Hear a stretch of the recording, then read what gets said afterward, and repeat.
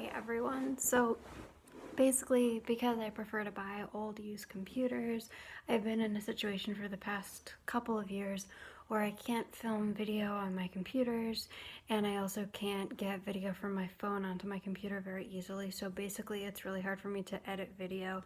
And since I'm not very ambitious about my YouTube channel, I've just kind of resigned myself to the fact that all of my YouTube videos need to be one take, which isn't really a big deal because I just kind of ramble about whatever. It basically just means that if I'm making a video and I find myself saying something like outrageously inarticulately, I will just start and make it again, but I don't worry about it that much. Anyways, the other day, it was an emotional time for me, if you know what I mean, and I was just kind of thinking about feelings and seeking reassurance and comfort from other people, and my thoughts and feelings about that throughout my life. And I decided to draw my feelings, and I thought that my drawings of my feelings were pretty good. They're in the form of charts, and so I just thought it would be fun to talk about to see if anybody else could relate to this or found this helpful to think about. However, that means the quality of this video isn't going to be great because I think ideally this is something where I would film a few videos and not just make one video where I try to do this in one take, but that's what I'm going to do. I also will do a content warning that I'm going to talk about self-injury and suicidal ideation and I guess abusive dynamics in this video in case that's something that you can't hear about. So basically, I guess I've just always had a pretty low self-image, and I think that what's interesting about it for me is that at times of my life when it was probably the most severe, I didn't think of it as being severe. I think there's this degree where if you have a really negative view of yourself, you can just kind of not even notice that or really think about it, and not necessarily be aware of the ways that that self-image affects your behavior, if you know what I mean. I'm trying to think of an example. When I was in college, I used to be quite obnoxious, and one issue that I remember having was that I would be really jealous of all my friends' other friends because I felt that it didn't occur to me that when I met a new person, they could become my friend. I sort of figured that if my friend had other friends, they would just dump me as a friend, and I don't think I really sort of examine that behavior that much or realize sort of the assumptions that it was coming from. And it's actually going through all these different patterns of behavior and habits throughout my life. I don't think it was really until I don't think it's even been until the last year that I think I really realized what a negative view I had of myself. Even just thinking about how I felt about myself a year or two ago, it's kind of hard to imagine how negative it was. And it's funny because I don't feel like I've really sat down and worked super hard on it, but I think it's just thinking about it a lot and being in a lot of situations where I had to actually face it just sort of made it easier to see. I think part of it is that if you have sort of an outrageously negative view of yourself, it is silly, you aren't that special. So I think if you actually start to look at it and you can name I don't know, your belief that no one will ever be friends with you, or that everyone that you see is actively moving away from you and avoiding you on the street because you're so terrible to even walk next to. I think if you really even get to the point where you acknowledge in your brain that that's actually what you think, it sort of is half the battle, because once you actually explicitly acknowledge it, you realize that it is kind of dumb and not really something to base your behavior on. Whereas if you're not super consciously aware of it, it's a lot easier to let it influence your behavior. Anyways, yeah, so I guess I just feel for most of my life, I had this really negative view of myself. And so I think one of the first few times that I had the experience of having a friend who really, really liked me and said really positive things to me and was really affectionate to me and really comforted me, it was sort of somebody getting their first shot of heroin or something. the idea of like someone speaking to me in like such a positive way and like reassuring me that I was like good and that they cared about me and stuff was like such a huge experience that like my my mood and like my feelings just like completely went from like negative to just like completely blissed out. So basically, I think a problem I had in my teens and my early 20s was that my emotional state was kind of just like this graph. Like, so basically, this is my mood getting bad. So this is me like getting upset. And then when it gets to this line represents the point at which I felt that I like needed reassurance or affection or comfort from another person. So like it would just get worse and worse and worse and worse, and then I would like seek reassurance and comfort, and then it would improve, and then it would just get worse and worse again, and like well, this is a situation where the person or me or whoever doesn't have a healthy attitude toward their emotions, they get more and more upset and they seek comfort, but they're like unsuccessful in getting comfort. So then like their mood gets like even worse and like they act out more and more until they finally get comfort, and then their mood improves again. So the thing about this is that it's basically a situation where the person feels that they don't have any other way of dealing with or feeling better from negative feelings about themselves aside from like being comforted or getting attention from another person. And if you have been or like been in a relationship with or been friends with somebody who has this pattern of behavior, then you probably know that like it can get kind of bad.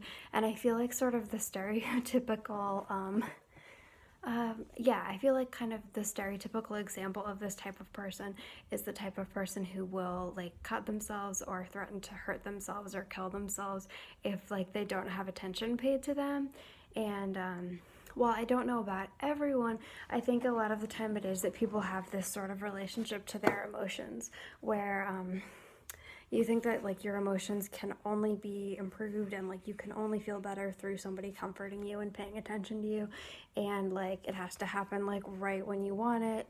And there's also this thing I think where because you know that like having that experience will make you feel 100% better, there's no I feel like I'm kind of doing a spoiler alert by showing you this other chart, but like there's no ability to really like inhibit or like slow your mood from just like reaching like the heights, and like there's no like you don't feel any need to like keep your mood from becoming really extreme because you just feel like, you know, once you get really upset then you're going to get comfort. And like I think part of the problem for me, and like this is really weird and I definitely don't mean to imply that this is the case for other people who have been suicidal, but I know that for me, I spent a lot of my early 20s being suicidal a lot, and I think for me it actually had a lot to do with these kinds of dynamics.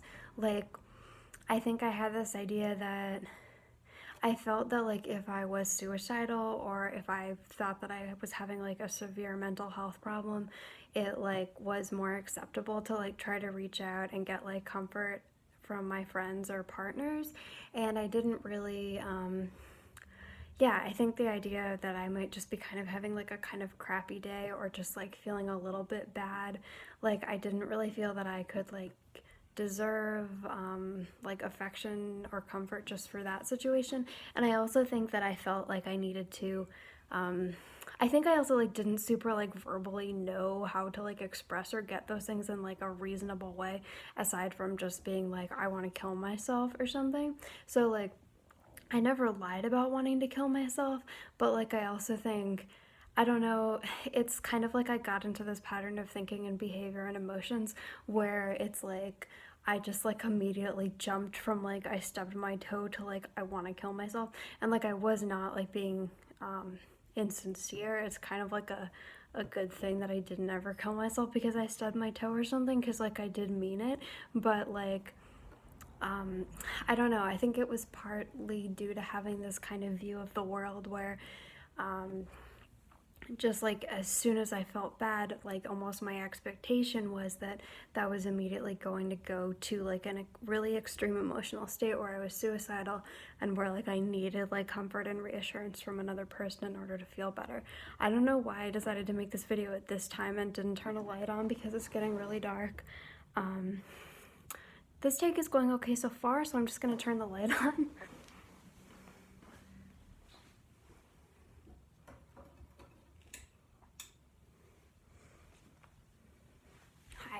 So, well, if you know me, you probably know this. The reason that I think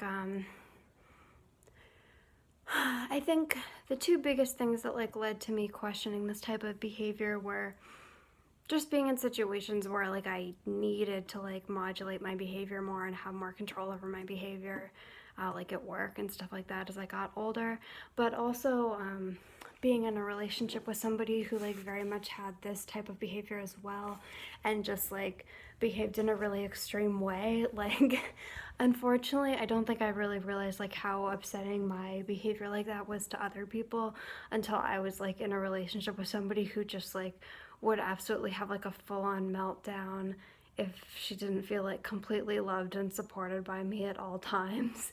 And like, at least for me, it can be really hard to be like completely loving and supportive to somebody if you're like really kind of freaked out and worried by their behavior, especially if like their behavior keeps getting more and more extreme because, I don't know, they never feel like fully loved and supported by you. I don't know. Anyway, so through like seeing that behavior through someone else, I guess I was just able to realize that I like didn't want to be that way anymore. So I would say that even though I still have some of those same like negative thoughts and feelings, and again, like I don't mean to say this is the case for like everybody who is suicidal or has extreme emotional states. I think for other people it may be like a lot more chemical than it was for me. But I think for me, like as I've had different expectations for myself and like had the expectation that I need to deal with those feelings in a different way, like even when I am not feeling well, like my emotional state is just more like this. So it's like this point where like I would think that I like need to seek out reassurance from another person, like at any cost. This just doesn't exist anymore, really. And so I might feel bad and I might feel better, I might feel bad and I might feel better, but I don't necessarily have this need to like seek out responses from other people in order to feel better. Like I can feel better on my own and can basically stay at a more even level. The thing is, like, the thing I'm thinking about and talking about is that like reassurance from other people still does really help though. And like I'm less likely to go and like seek it out from people. And I at least find it harder to get without using the like unhealthy mechanisms that I used when I was younger. Like I think when I was growing up, I just didn't really understand that you could like have someone be affectionate or positive towards you if like you weren't like crying or like having some sort of meltdown. Like I think the idea that you could just kind of like reach out to a friend or partner and like, you know, just want to talk or like say that you weren't feeling well, and it didn't have to be this huge thing, but you did have to actually like communicate verbally about it instead of just being like, oh, I want to die. I don't think I really got that. But anyway, the point is, so occasionally, like even though I'm mostly trying to manage these feelings by myself and they're kind of going up and down and they're basically at a decent like even keel that isn't getting to an extreme level, it's still true that I might reach out to friends or I might just be comforted. And so moments of like feeling very reassured by friends or like getting a lot of affection from them does still have the same effect, where it's kind of like a straight shot and it does like 100% like improve those feelings. I mean, I guess some people would say just a band-aid, but it's still helpful, if you're around here and you're like not feeling great and then like, it just goes all the way down. So, here's what I was thinking about. So I was feeling upset the other day and I was trying to figure out the mechanism by like about how upset I was. And I think I figured out like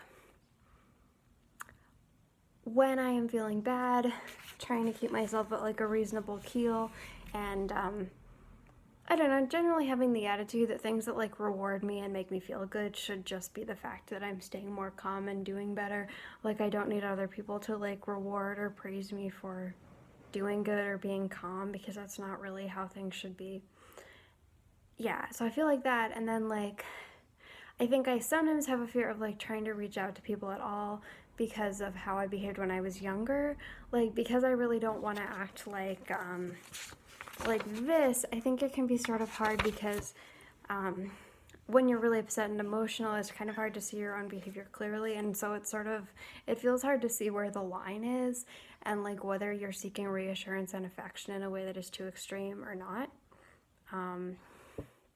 Anyway, so I have this problem, which is sometimes I'm not feeling very good and I hope to get some reassurance and affection from a friend, and I try to express it to them, but I'm not very loud about the way that I do it. I'm kind of subtle about the way that I do it because I don't want to be acting out. And so I'm unsuccessful. Like, my friend doesn't understand that like I wanted some attention or validation. So I don't feel good, and like I continue to feel worse. And then if I make another attempt and kind of the same thing happens, like I don't really feel good and I continue to feel worse.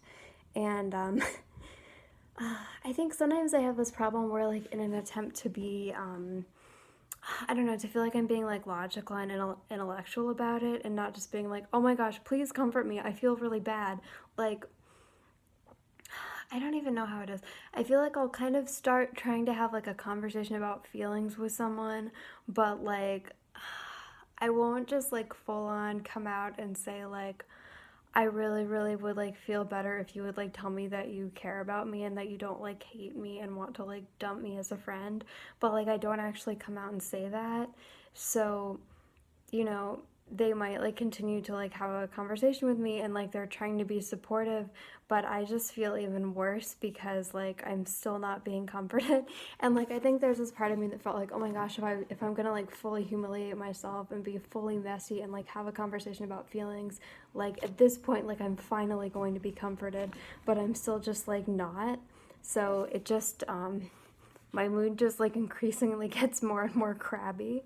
Although, I mean, like I said, I was indecisive about whether this line should go up or down at the end, because I think the thing is, like, I just don't really, like, behave or think in a super extreme way anymore. It's just kind of over. I mean, maybe it's just an age thing. I'm just old now. But I don't really get super extreme like that. So it's not like this is going to result in anything really bad happening. It's just that I feel kind of increasingly crappy because, yeah, I feel like I try to like reach out for comfort, but I'm just like not necessarily, you know, either I'm maybe asking at the wrong time when somebody isn't up for it or something, or like I'm just not really using the right language or like expressing myself clearly or like explaining what I want. And like, because what I used to think is like you just have a meltdown and then you will get comforted. And so like as my attempts to like verbally and like calmly seek comfort like aren't successful, I become less and less calm, and honestly probably less and less articulate and less likely to receive comfort. So it's kind of this unpleasant snowball effect where I just tend to feel like a bit worse and worse. Anyway, that's not the end of the world, because like this does still exist kind of in the range of me having regular emotions that are manageable, which is definitely great. Yeah, thank goodness for that. But I was just sort of thinking about this mechanism, so I thought I would make a video about it, depicting my cool charts. Hope you enjoyed.